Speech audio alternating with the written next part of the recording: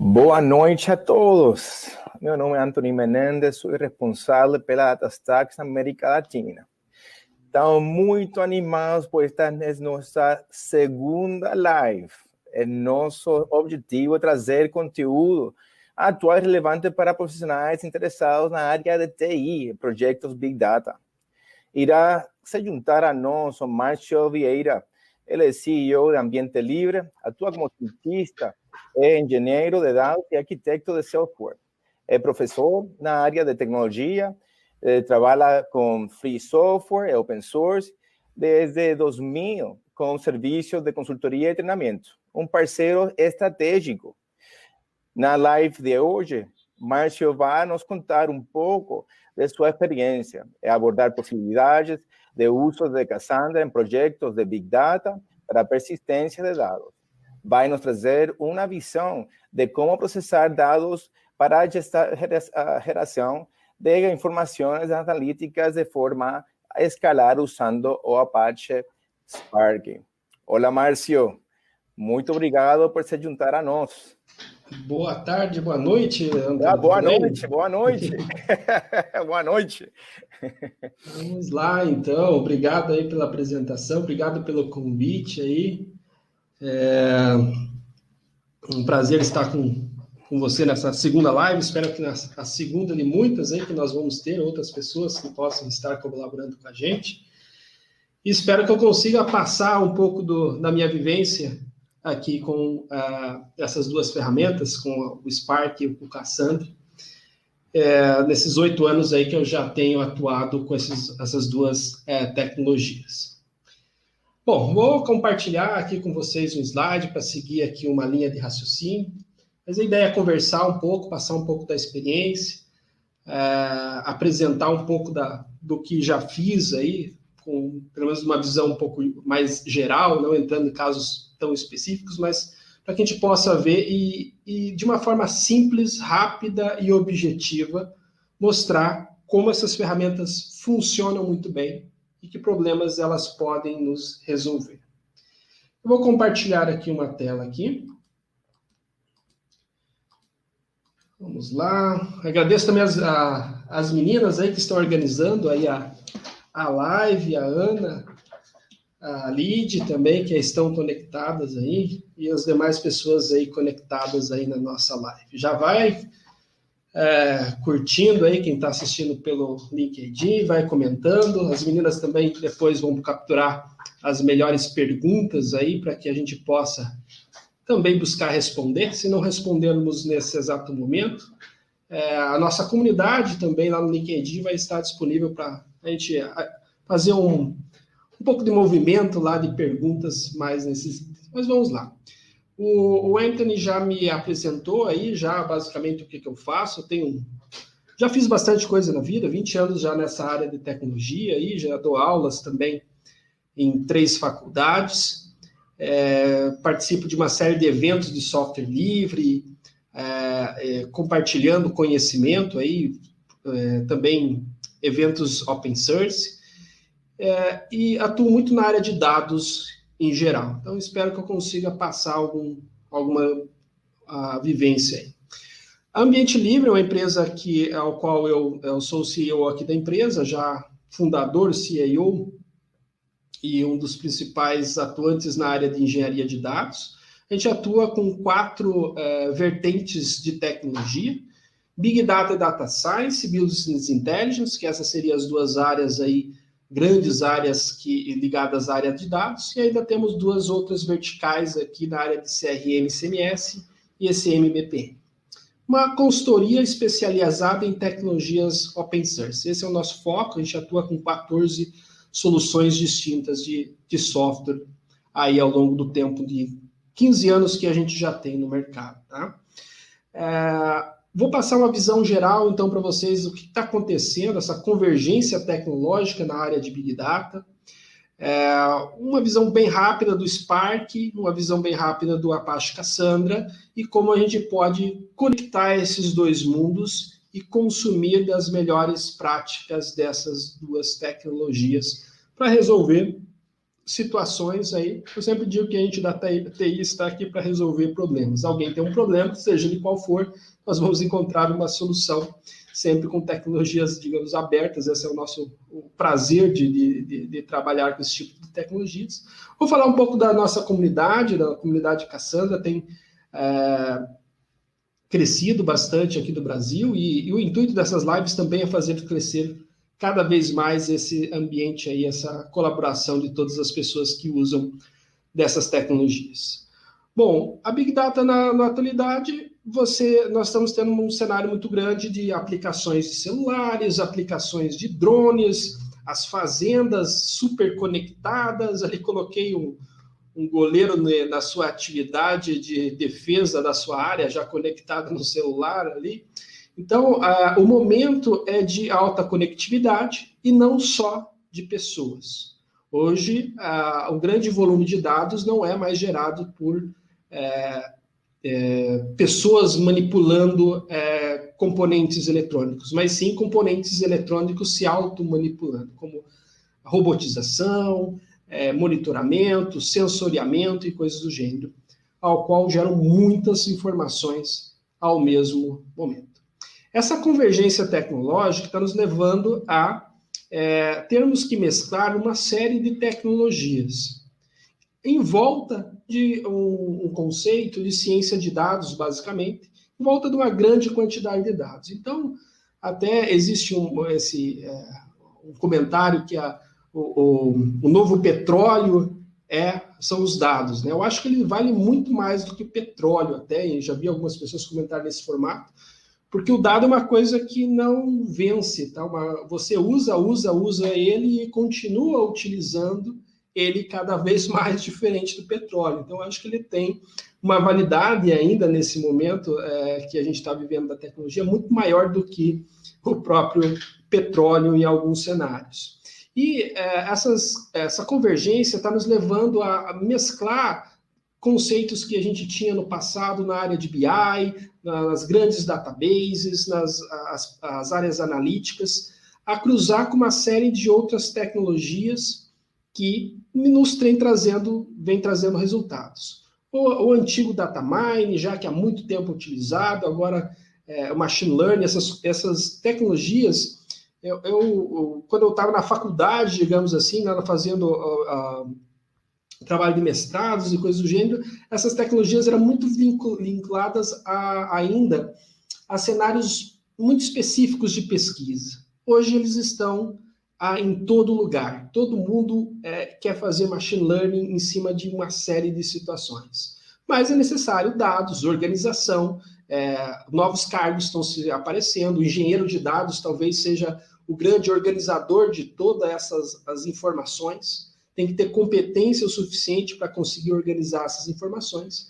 E ferramentas são necessárias para cada um deles. Cada vez mais a inteligência artificial entrando num cenário de ciência de dados, se misturando, ferramentas de robotização, RPA, enfim.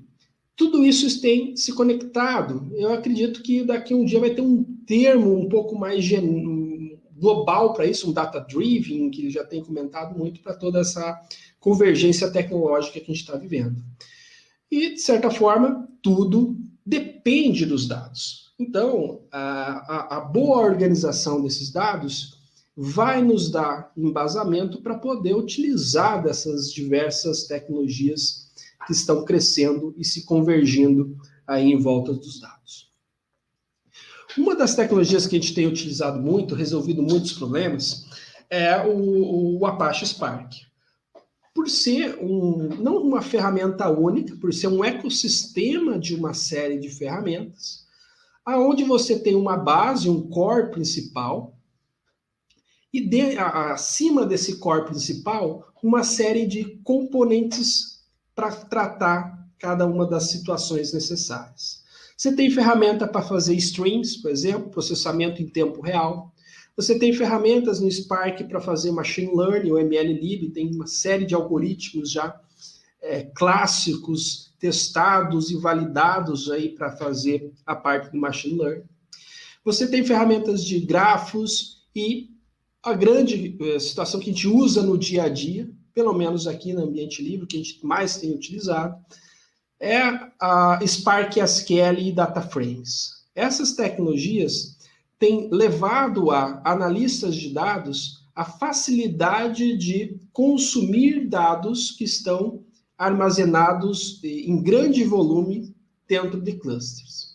Eu sempre digo que nessa área de Big Data, se você não fizer as coisas em cluster, então não está fazendo correto. Tudo funciona em cluster.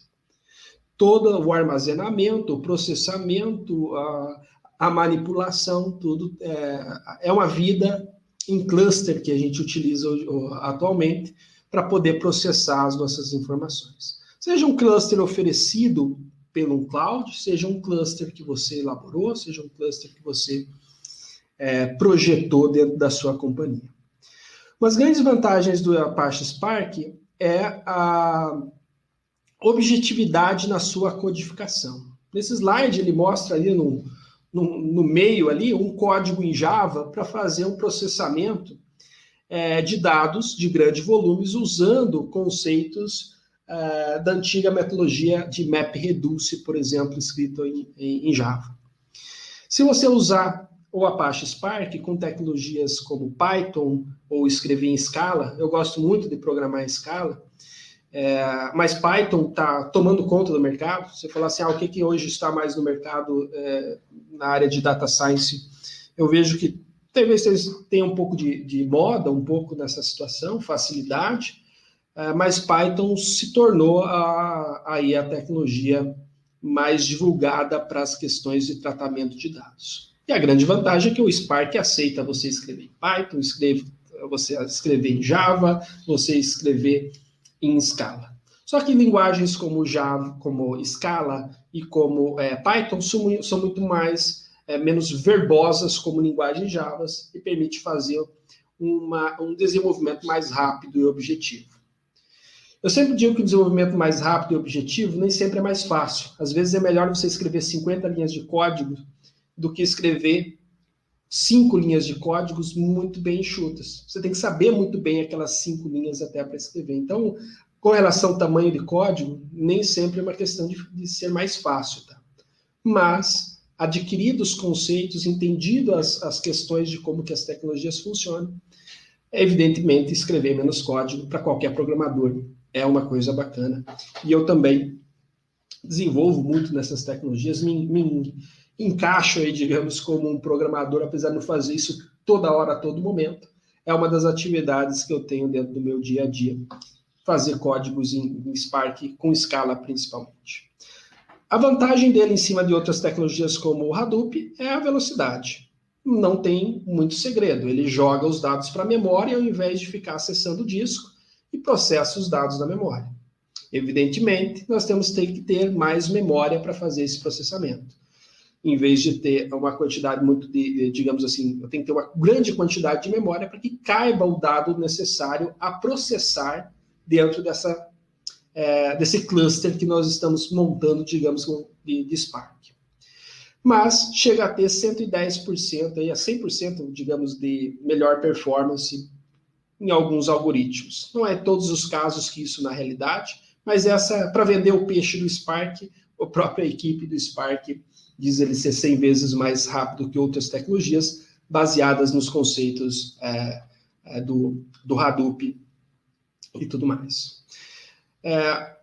Dentro do Spark, o que nós temos mais utilizado para processar dados, depois vou falar da questão do storage, independente de onde esse dado está armazenado, aqui nós temos um exemplo de fazendo uma leitura dele de um arquivo texto, e quando falo do arquivo texto, poderia ser em qualquer estrutura, CSV, pode ser um Parquet, pode ser um JSON, pode ser um XML.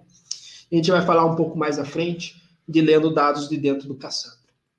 Mas existe um pipeline sempre quando você vai fazer esse processamento.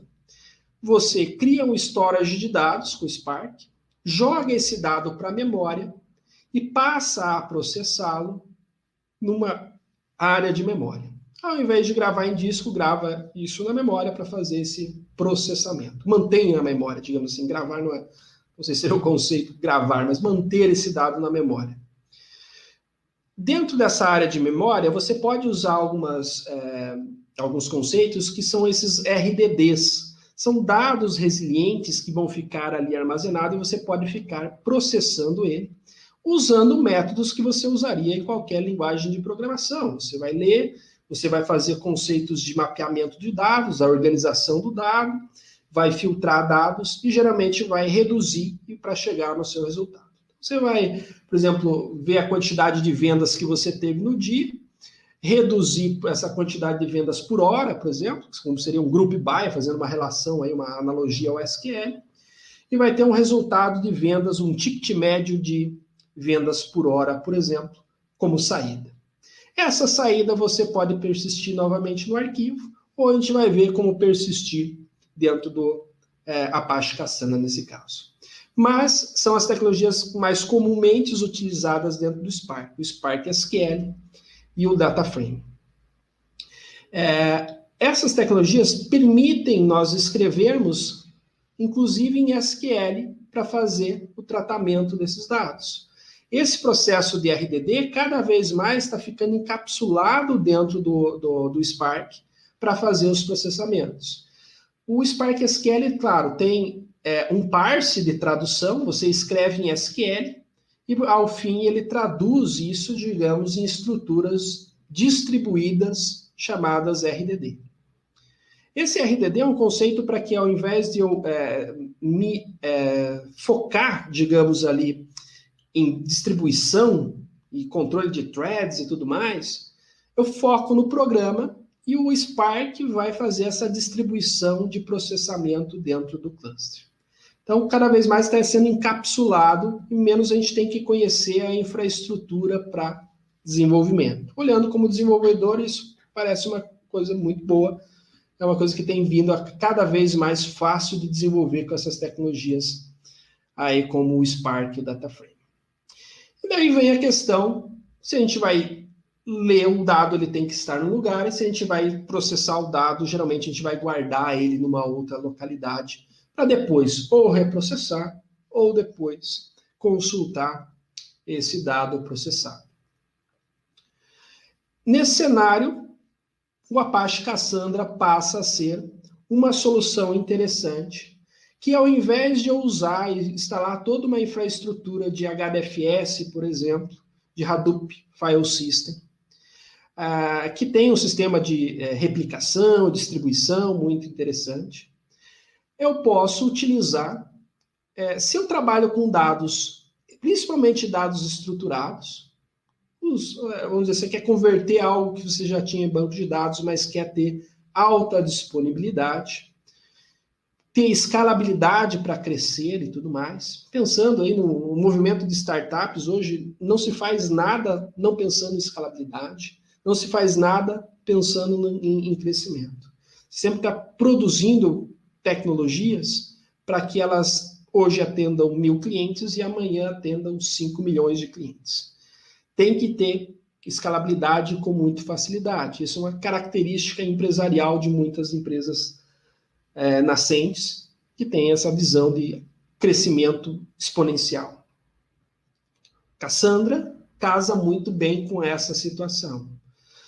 São ferramentas que você pode estruturar seu dado, armazenar o seu dado. Esse armazenamento e essa escrita pode acontecer em tempo real. Você pode fazer análises e gravações de dados em tempo real.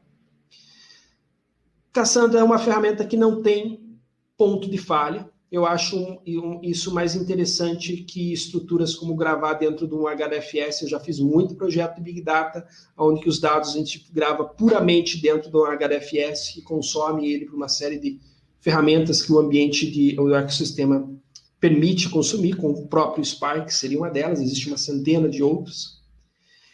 Mas essa questão de não ter um ponto único de falha é muito interessante, porque o Hadoop, nós temos ponto de falha. Claro, nós temos posso ter mais de um servidor master, pode ter um secondary master, posso ter 1, 2, 3, mas enfim, eu sempre tenho um ponto master de centralização de informações.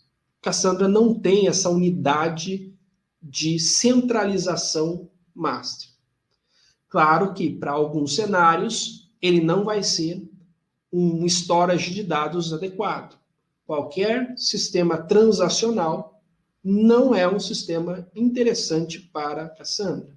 Mas qualquer sistema, por exemplo, que a gente fala de situações de logs, catálogos, a gente vai falar alguns cases específicos aqui, principalmente informações, vamos dizer, informações de sensores. Vamos pegar um exemplo. Vou pegar aqui o INPE no Brasil, ou aqui no Paraná a gente tem o CIMEPAR, que são instituições, eu estou no Paraná nesse momento, estou em Curitiba, instituições que fazem análise ou fazem coleta de informações de sensores.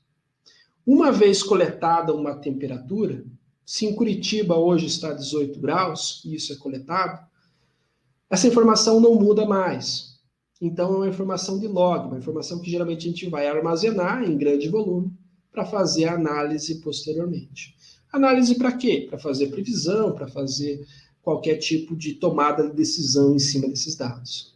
Mas essa escrita pode acontecer em tempo real. O Cassandra permite, diferente de algumas ferramentas de Hadoop, que o foco dele é só armazenar e não consumir ao mesmo tempo, o Cassandra permite nós fazermos sistemas de CRUD, por exemplo, escrita, gravação e leitura, tudo ao mesmo tempo, como na maioria dos sistemas. O modelo de dados dele é muito flexível.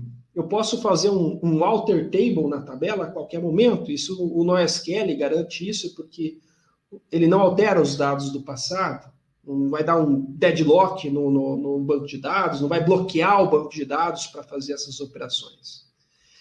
E aqui nesse desenho, nós conseguimos ver claramente como eu posso fazer um teste de Cassandra de pequeno porte e fazer uma conta de quanto é o tamanho do ambiente que eu vou precisar para um grande porte.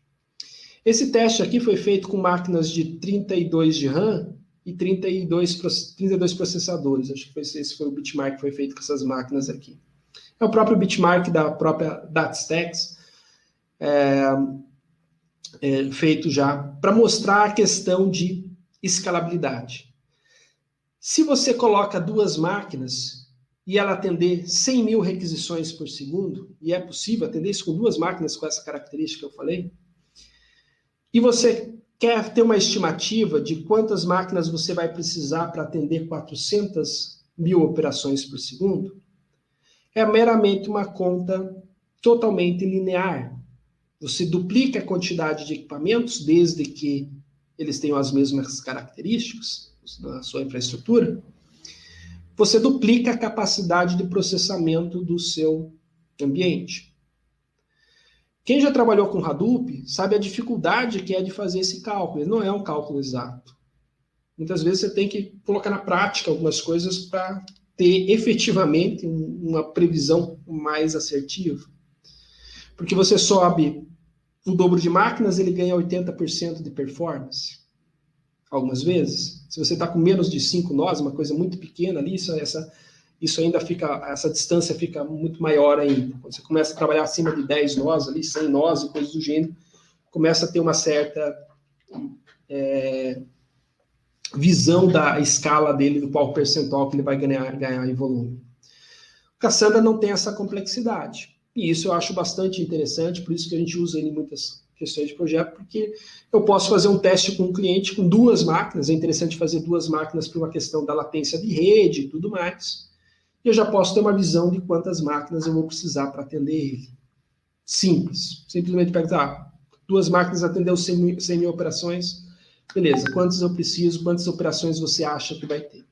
Claro, e escalando isso de acordo com a necessidade também, às vezes você não vai precisar escalar, mas geralmente uma aplicação você já tem noção de quantas informações você vai ter. Por exemplo, vai lançar um aplicativo, um app, e esse app atualmente já tem um X número de usuários, você já tem uma métrica, muitas vezes, para saber o que ele vai fazer. E outra questão é a confiança de replicação.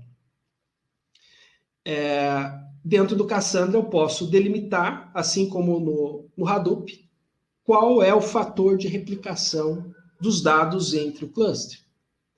Só que diferente do Hadoop e de outras tecnologias, a grande vantagem é conseguir trabalhar com um conceito que ele chama de olhar para seria a topologia da rede. Cassandra observa a topologia da rede, você descreve a topologia da rede para a sua aplicação, e com base nessa topologia, ele define qual é a melhor e a mais confiança, a confiança do dado para ser mais, a garantia dele de estar mais acessível e mais seguro. De que forma isso? Geralmente você instala um grupo de máquinas de Cassandra, ele trabalha nesse conceito de anel, onde as máquinas vão se comunicando peer-to-peer uma com a outra aqui, e geram um anel. Você pode criar data centers de Cassandra, cada bolinha dessa aqui representa um nó de Cassandra, por exemplo. E você pode descrever para o Cassandra a questão das questões da sua topologia. Em que rack que está, em que data center que está, cada um dos seus nodes de Cassandra. E com base na replicação, aqui ele tem um exemplo, aqui, ó, o réplica 1, o réplica 2, o réplica 3. Uma vez gravado o dado, ele vai jogar no nó que ele acha o mais próximo naquele momento. Se ele nomeou aquele nó de acordo com a chave de particionamento, ele tem o conceito de chave de particionamento, e vai nomear o nó para guardar aquela informação. Pegou aqui o node 2 e veja que ele está dentro do rack 1. Ele observa na topologia da rede, e tem algumas estratégias que você configura para que isso aconteça, qual é o local mais seguro para ele gravar a cópia, a segunda cópia. Ele, claro, evidentemente, se esse rack cair, se eu só tiver uma cópia aqui, se o rack não, se o data center inteiro cair, eu vou perder a informação. Então, ele parte do princípio que o lugar mais seguro é gravar no outro data center. Quando vem, se você tem uma replicação de 3 cópias, ele vai fazer essa réplica, a terceira, no outro rack.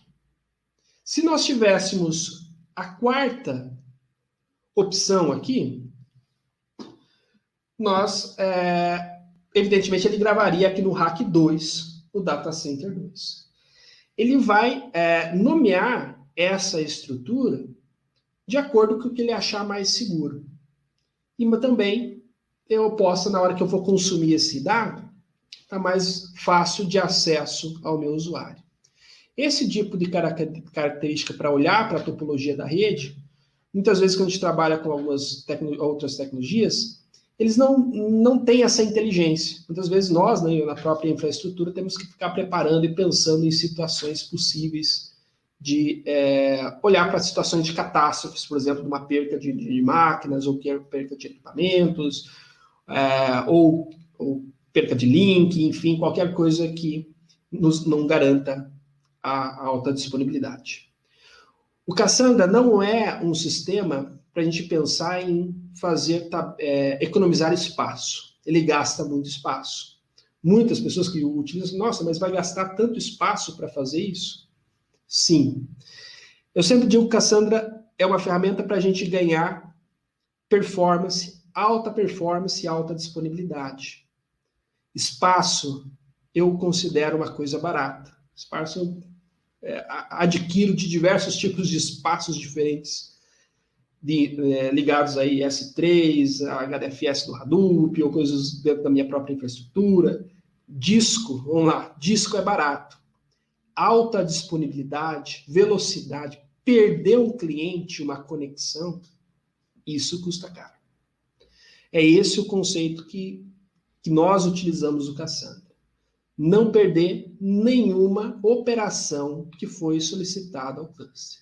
Se ele pediu para gravar, vai ser gravado. Se ele consultar um dado, mesmo que eu responda a ele atrasado, com um certo delay, que eu digo assim, a informação desatualizada, eu vou a responder. E em muitos negócios, essa resposta atrasada, que eu digo que uma série atrasada não que ela vai demorar, quer dizer que um dado que às vezes foi inserido num data center, pode ser que ainda não esteja replicado no outro, e na hora que eu fizer uma determinada consulta, ele me mostra a informação desatualizada. Mas ele me mostra extremamente rápido e claro. Um exemplo que eu sempre dou para essa questão do Cassandra é o próprio Netflix. Eu faço uma brincadeira no Netflix, vocês podem testar também, que é muito interessante. Mas é coisa de nerd, tá, pessoal? Eu tenho 2 TVs aqui em casa, eu ligo a minha TV da Netflix da sala, dou um pause nela e saio correndo para o quarto. Ligo a Netflix e ela não está no pause na mesma localidade. Alguém morreu por causa disso? Perdeu o cliente por causa disso? Não. Esse tempo de replicação do Cassandra, pode ser que um dos meus equipamentos estava conectado em um determinado local e outro equipamento estava conectado em outro servidor. Demorou para replicar. Quanto demorou? Tenho visto que demora uns 2 minutos, mais ou menos, para isso acontecer. Talvez até um pouco menos. Só eu que consigo fazer esse tipo de coisa. Quem vai sair correndo de uma TV para outra? Mas, o que eu quero dizer é que nesse cenário não atrapalha o meu negócio. O que vai atrapalhar o meu negócio é eu clicar num filme e ele não abrir o filme ou coisa do jeito. Ou ele não trazer o filme para mim, ali o filme que eu estava assistindo naquele outro momento. Essas aplicações, como o Netflix, por exemplo, tem esses cenários que ele tem que ter alta disponibilidade. Muitos usuários consultando e um grupo talvez controlado de dados dentro da informação. Então, quantos filmes você tem no Netflix? São poucos, que sejam 50 milhões, é pouco. Você vai ter bilhões de usuários ou bilhões de eventos acontecendo ao mesmo momento. A Netflix, a última vez que eu vi algumas informações, era 8 milhões de requisições por segundo. Isso já há uns 4 anos atrás ou 5 anos atrás. E o que me chama a atenção para usar Cassandra? Além das questões técnicas dele, tem outras coisas que são importantes. Você pega situações, veja, esse é um cluster que foi apresentado no evento, acho que da própria Apple, aonde um cluster de Cassandra estava rodando com 160 mil instâncias de Apache Cassandra. Eu nunca trabalhei com 160 mil instâncias. Na verdade, eu nunca cheguei. Acho que o máximo que eu cheguei foi às 300 instâncias, mais ou menos, de Cassandra. Quem tiver uma necessidade dessa, um projeto desse aqui é tão interessante de trabalhar com esse projeto desse.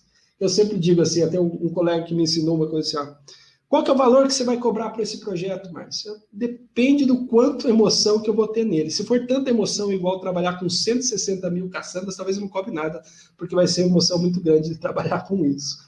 Então, eu gosto de trabalhar com Cassandra, eu gosto de trabalhar com essas tecnologias. É uma coisa interessante, é um volume gigantesco de dados, nesse caso aqui da Apple, 100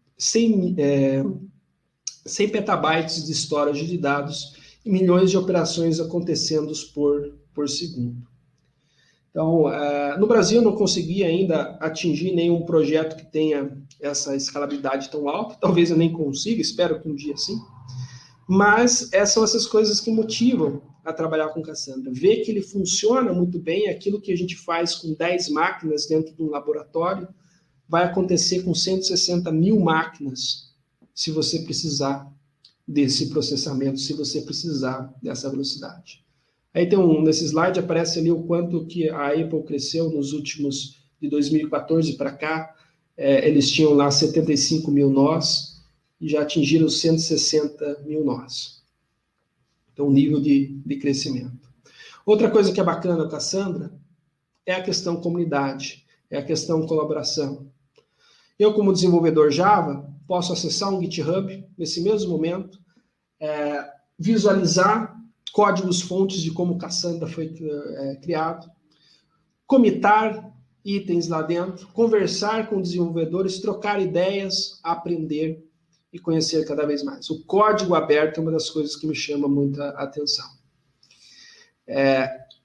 Algumas vezes ele exige mais da gente, algumas vezes você tem que ser um pouco mais hacker, que eu sempre gosto de dizer, do que você simplesmente querer usar uma ferramenta que você dá um next, ele funciona. E tem muitas ferramentas de Cassandra, por exemplo, o Astra é uma questão fantástica disso, que você pode ir lá.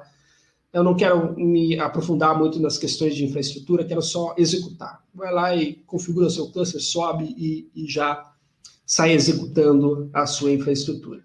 Então você tem opções de Cassandra para todos os níveis.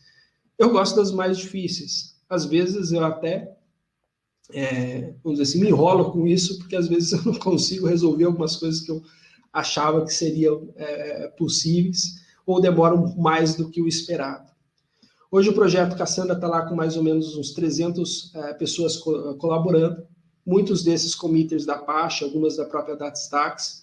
Tem brasileiros também, tem um menino brasileiro que colaborou muito no início do projeto ainda, esqueci o nome dele, mas tem um colaborador, tem mais de um, na verdade, tem mais de um, 2 que eu me lembro agora.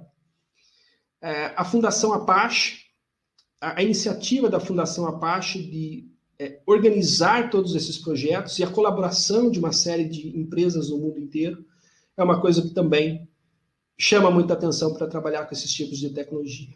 Hoje a Fundação Apache tem 491 projetos ligados à área de open source. Tem mais de 7.000 committers dentro da sua unidade. E se você falar assim, qual que é a melhor empresa de data science do mundo, eu diria que talvez assim, a Fundação Apache, não sei se é uma empresa, é uma fundação, mas ela organiza tudo de melhor que tem de Big Data e Data Science no mundo. Inclusive projetos como Apache Spark e projetos como Apache Cassandra, que são agrupados aí dentro dele. Meu sonho como pessoa e como professor e como pesquisador é conhecer os 49 projetos de Big Data que existem dentro da Fundação e os 25 projetos de databases que existem dentro da Fundação. Eu conheço, a última vez que eu mapeei, 21 projetos. Cada vez que eu conheço um, a Fundação Apache lança 3. Já acredito que eu não vou conseguir atingir o meu objetivo, pelo menos não na velocidade que eu estou estudando essas ferramentas. Mas é muito interessante, cada dia saindo uma ferramenta mais legal que a outra, uma melhorando a outra e colaborando. Então, a Fundação é um lugar bacana, isso outro item que me leva a usar muito o Apache Spark aí por essas questões. A comunidade Apache Cassandra no Brasil, sempre quando você vai usar um produto, é interessante ver o ecossistema dele. Você vai colocar um produto na sua corporação, você vai colocar um produto para fazer um trabalho de grande responsabilidade, você vai precisar de pessoas, você vai precisar de documentação, você vai precisar de empresas capacitadas para isso. E ter uma comunidade, ter troca de experiências, ter uma formação de pessoas, seja ela como for, mas as pessoas conhecendo esse tipo de tecnologia, você vai conseguir fazer isso de maneira mais rápida, às vezes até mais barata, e mais ir direto ao ponto para resolver o seu problema. Convido quem ainda não faz parte para participar lá da comunidade, lá do LinkedIn. Para participar, a gente está com 1.000 e poucos integrantes já. Essa comunidade estava um tempo, ela ficou um pouco desativada, digamos um pouco... ficou alguns anos, a gente ficou bem quietinhos lá. O Anthony aí, a sua equipe e uma série de pessoas da comunidade têm ajudado a divulgar muito a comunidade. Eu acho que a gente tinha talvez uns 200 integrantes e passamos para 1.000 aí em pouco tempo. Então tem muita gente usando Cassandra, mas as pessoas estão distribuídas aí pelo Brasil. Às vezes falta um pouco a gente trocar um pouco mais de experiência, para que a gente não fique uma pessoa com alguma dificuldade num canto, outra pessoa com dificuldade no outro. Às vezes essas duas pessoas trocando informações e colaborando com mais pessoas, participando de lives aí e compartilhando conhecimento é uma das intenções da comunidade aí. Então, participem lá. Bom, agora falado um pouco de Spark, um pouco do porquê que eu uso Cassandra, porquê que eu gosto dessas tecnologias, como que a gente pode integrar essas duas tecnologias. Uma coisa bacana é que você não precisa usar HDFS. Você pode usar a sua estrutura de discos, digamos ali, ou se for o seu S3, se você está na Amazon, se você está dentro de uma outra infraestrutura do Google, ou se você está em qualquer cloud especificamente, ou se você vai montar a sua infraestrutura, você não precisa se prender ao HDFS.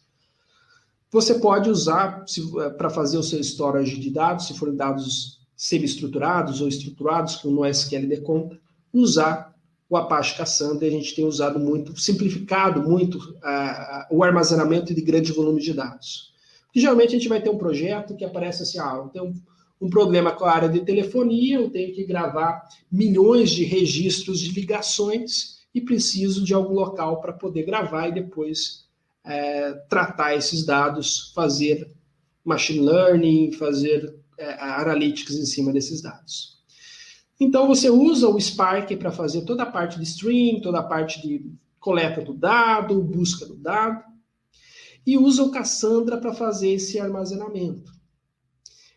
E o Spark tem uma série de conectores, alguns criados principalmente pela DataStax, alguns conectores que facilitam a comunicação entre o Apache Spark e o Cassandra.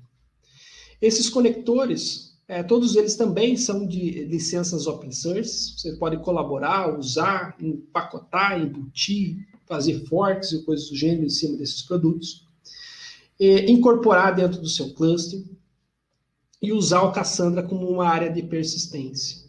Em vez de você gravar lá dentro do HDFS e ficar tratando isso, persistindo isso dentro do HDFS, gravar no Cassandra desde que o seu negócio seja algo estruturado. Que a grande maioria das vezes, pelo menos que eu tenho trabalhado, são dados de telefonia, dados de... a gente tem trabalhado muito com dados como de sensores, seja lá o sensor qual for, dados, já trabalhei também com dados de drones, informações de voos de drones, e o que está acontecendo, e itens do gênero dentro do Cassandra. Quando você monta um cluster que você vai usar Spark e Cassandra, você deve ter essa estrutura de uma forma um pouco mais simples aqui, mostrando 6 nós de Cassandra aqui. No mesmo nós que você instala a Cassandra, você vai instalar um Spark também. Você instala os workers do Spark e instala um master. O Spark tem uma unidade master, ele precisa de uma unidade master, ele tem esse conceito de master. O Cassandra não tem, mas em cada nó de Cassandra, você vai também instalar um nó de Spark para fazer esse processamento. Essa é uma possibilidade de você trabalhar com Spark e Cassandra dentro do mesmo ambiente. Quando o seu cenário é para fazer analytics e você tem só uma estrutura de cluster. Um cenário um pouco melhor do que clusterizar dessa forma, porque quando você vai fazer processamento, aqui qual que seria o problema? O gerenciamento da memória RIP do Java ali. Você tem o Spark, que você tem que ficar controlando quanto de memória ele vai usar. Você tem o Cassandra, que também precisa de muita memória. Ambos precisam de bastante memória dos equipamentos. E se você rodando ele dentro do mesmo ambiente, você pode ter, digamos, uma dificuldade mais de configuração. Um cenário que seria aquele que eu estou mostrando é isso. Você ter um nós de Cassandras com um nós de Spark rodando eles. A gente chama de um deploy simples, de criar uma estrutura de uma forma mais simplificada. O melhor seria isolar isso. Isolar como?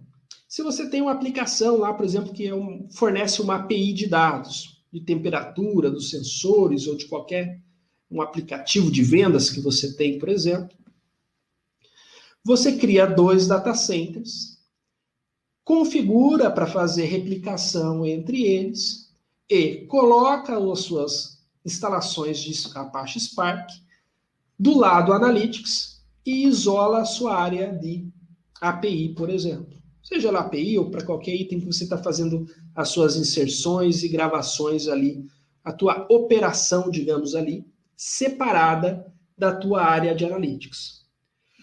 Com isso, claro, você tem um certo delay, mas o Cassandra, esse delay é uma coisa natural dele, até o dado replicar para cá, mas você tem aqui todas essas unidades de Analytics isolado. Nenhuma consulta processada pelo Spark vai gerar algum tipo de sobrecarga na sua aplicação, no seu ambiente da sua API, ou de qualquer aplicação que você tenha rodando ali em cima do Cassandra.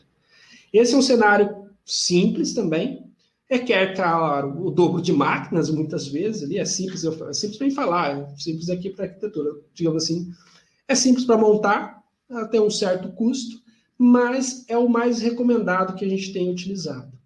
Separa o que vai analisar daquilo que vai ser processado ali em tempo real e deixa isso totalmente isolado.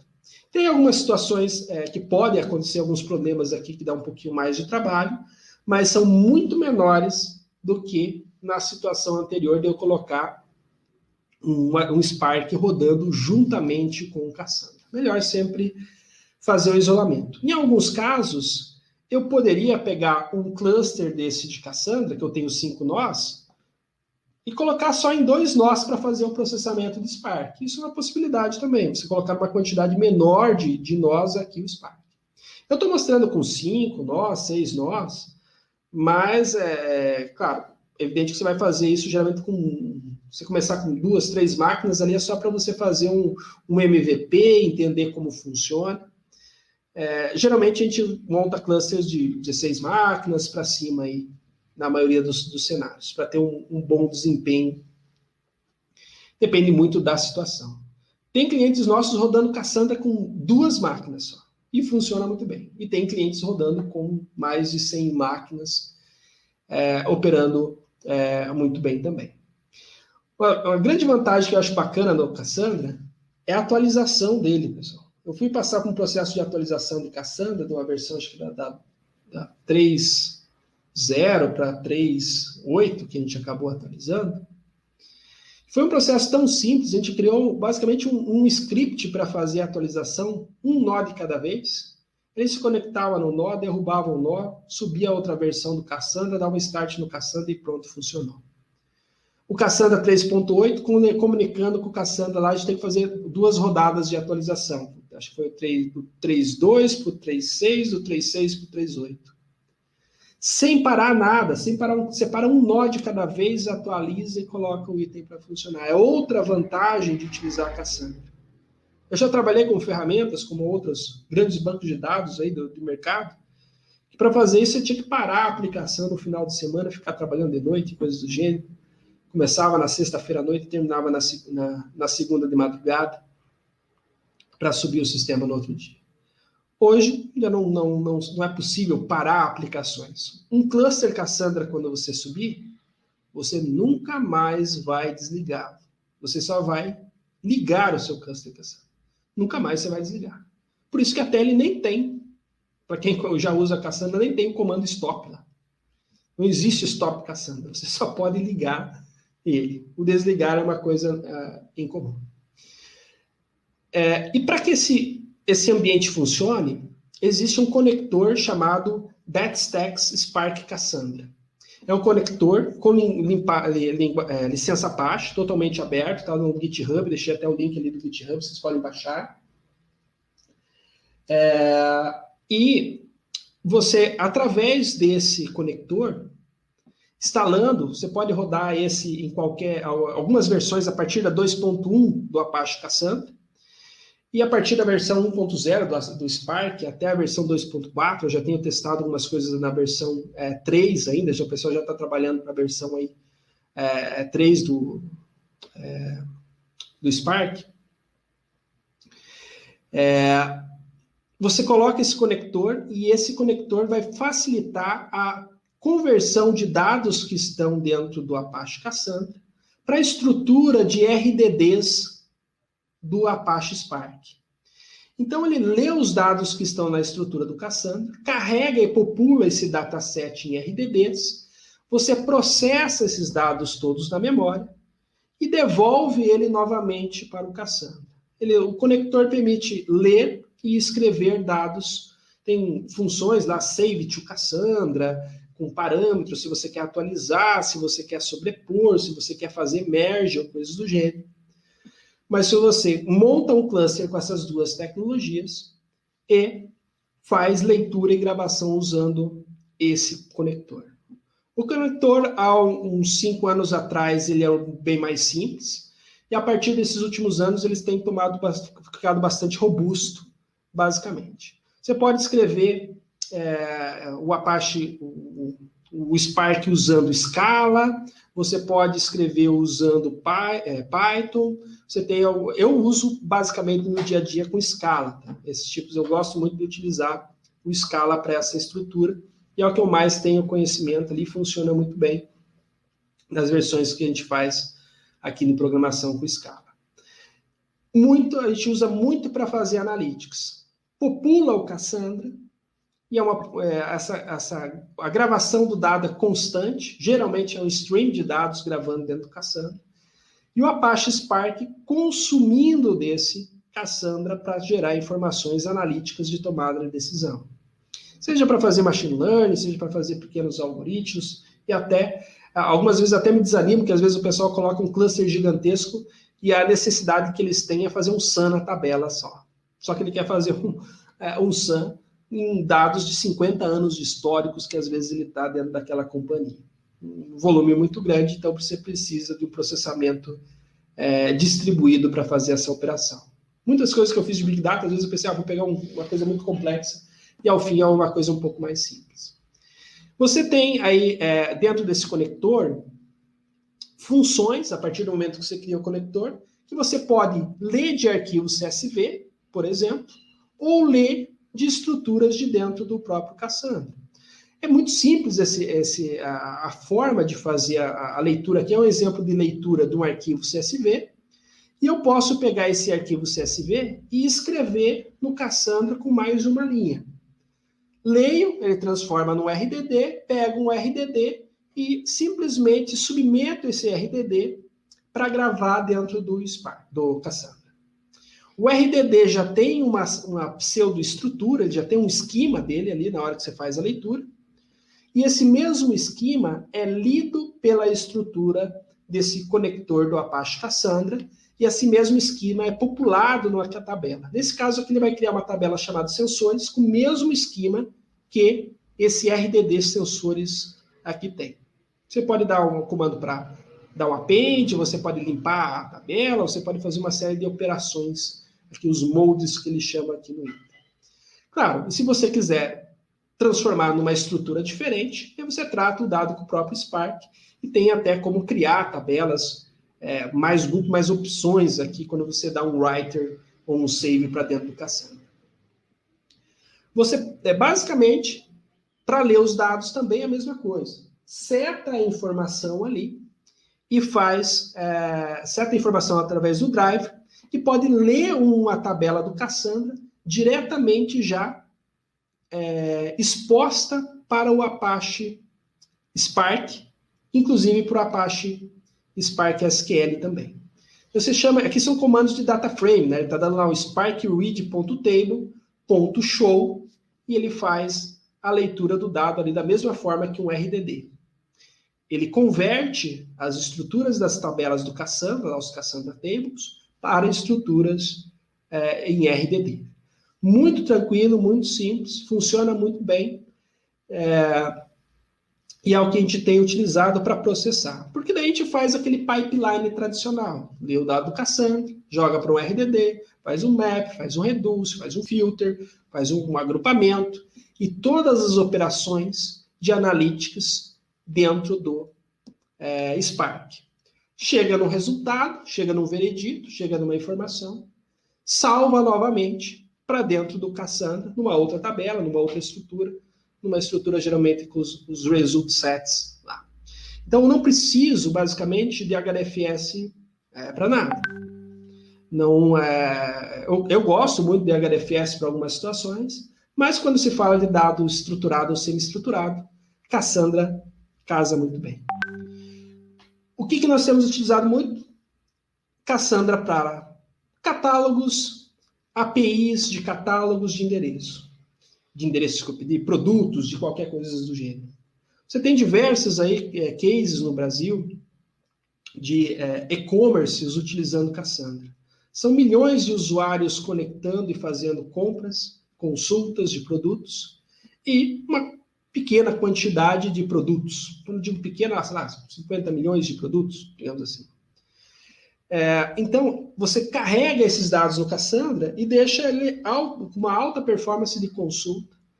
Isso para catálogos, telefonia, a gente tem utilizado muito para sistema quando cada ligação acontece, ele fazer um log no Cassandra ou fazer uma consulta no Cassandra. A gente tem um cliente que tem uma tabela no Cassandra que tem 5 campos. São só 5 campos.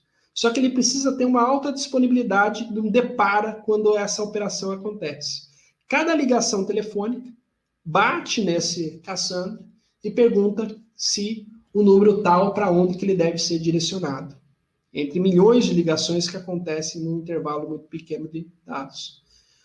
Simplesmente colocaram uma tabela que eles tiraram do banco de dados que não deu conta, jogaram ela para dentro do Cassandra, migraram ali, subiram 16 nós de Cassandra, problema resolvido e nunca mais teve problema. Abordagens simples, objetivas e que geram resultado. Sistemas de estudo de previsão. Aqui no Paraná, por exemplo, o Cimepar é um usuário de Cassandra.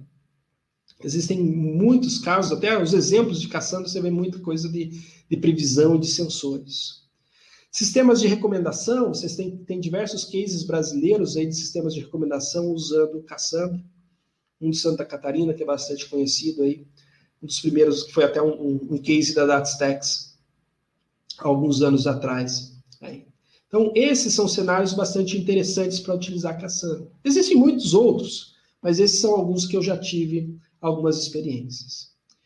O que a gente tem feito para divulgar mais o Cassandra, para que as pessoas mais utilizem Cassandra? Às vezes, uma coisa que é bacana para quem está aprendendo Cassandra é que eles chamam um profissional Cassandra de mosca branca.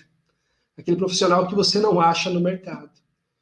Mas isso, por outro lado, para as empresas isso pode ser ruim, para os profissionais isso é uma maravilha para quem trabalha com Cassandra. Porque ele acaba se encaixando rapidamente, profissionalmente, se aprender Cassandra.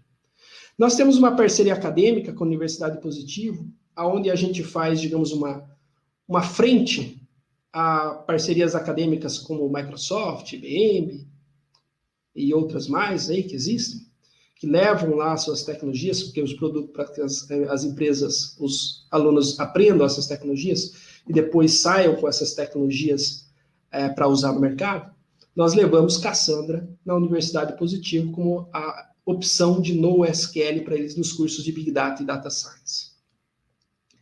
Aonde você pode aprender mais? No academy.datastax.com você pode se cadastrar e gratuitamente fazer cursos lá de, por exemplo, Cassandra com Spark, inclusive tem um curso nesse sentido. Baixa uma máquina virtual lá na DataStax, utiliza lá o Cassandra. Se quiser montar o seu cluster também, é um pouco mais trabalhoso, baixa da Apache, usa da Apache.